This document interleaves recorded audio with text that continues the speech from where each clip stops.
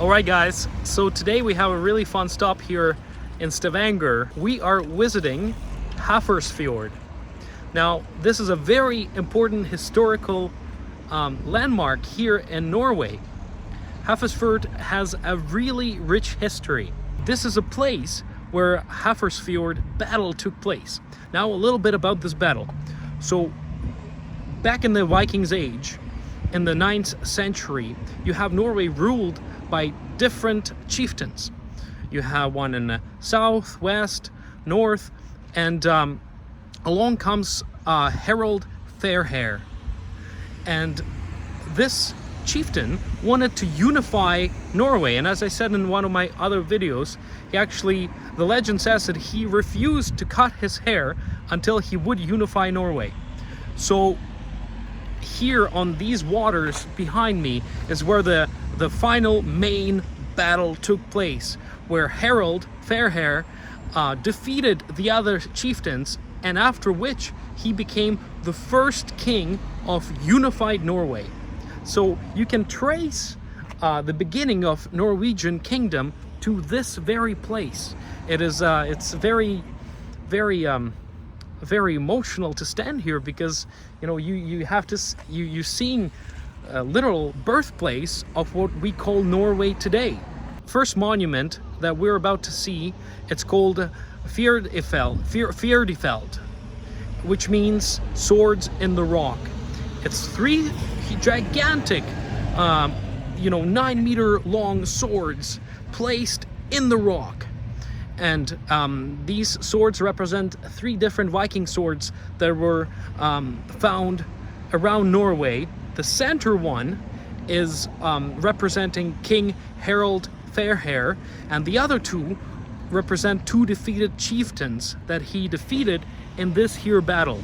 So we're gonna go ahead and take a look and soak in this amazing part of Norwegian history. Enjoy, let's go. So here we are, we're walking up. Look at that, there they are. Wow, look how beautiful this is. And we're here at the sunset time, so you can get a really nice sort of scenic look at this beautiful monument. Look at that. Wow.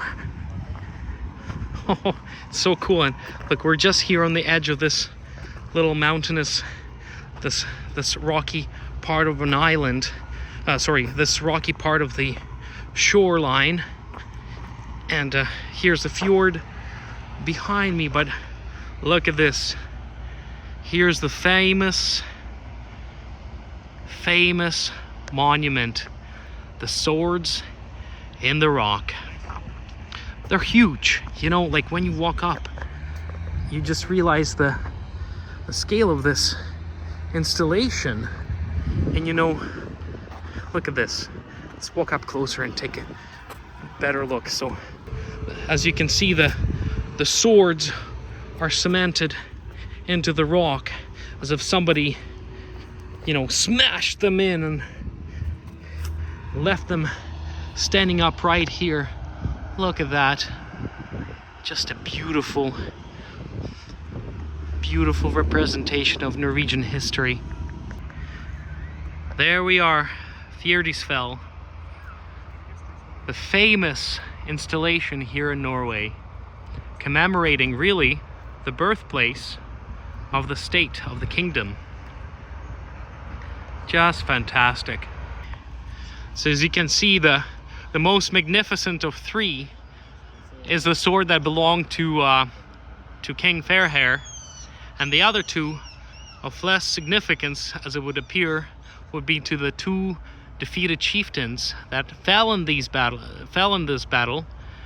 and the battle that led to the formation of this beautiful unified kingdom. And what is amazing about this installation in particular, is its symbolism. So on the first look, you see swords, like many other Viking swords that we've seen in museums. The tools that were used to kill thousands of people in England and other areas where Vikings rampaged. But in the same time, as you can see there, They've been smashed into this rock. And the representation it gives is that it is time for peace. You know, we have struck our sword in the rock and we have left them there. No more fighting. It is time for peace. It is time for unity.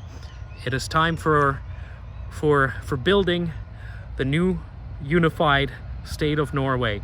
So when you come here, you don't get a sense of that, you know, this is a warlike monument. It is actually a monument celebrating peace. And it is just so fantastic how Norwegians intertwine their war history with their peace history.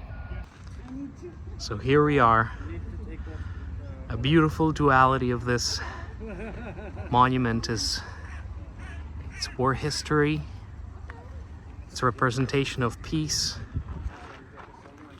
and then at the very place where the battle took place. You can just sort of imagine hundreds of bodies washing up on the shore that we're looking at here right now, all bloodied, some making it, some not. People drowning in these waters from the weight of their armor as they clash their weapons, fighting one decisive battle that would decide who would be the king of it all, King of Norway. This is where it took place.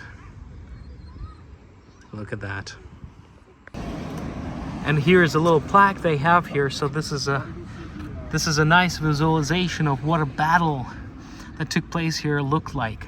You have people in longboats approaching each other from different sides.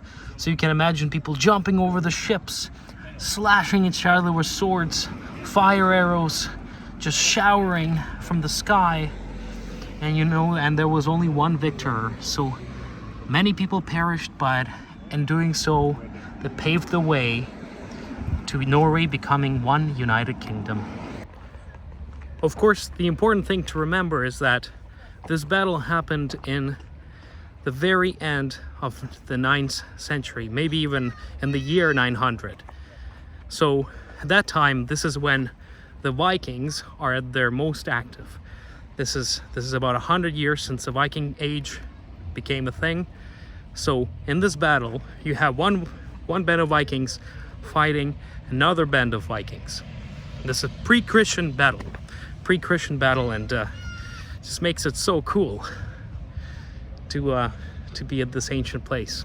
I hope you have a chance to visit for yourself and make your own conclusions and have your own impressions. But if you have the time, do stop by here. You will enjoy this. Till the next time.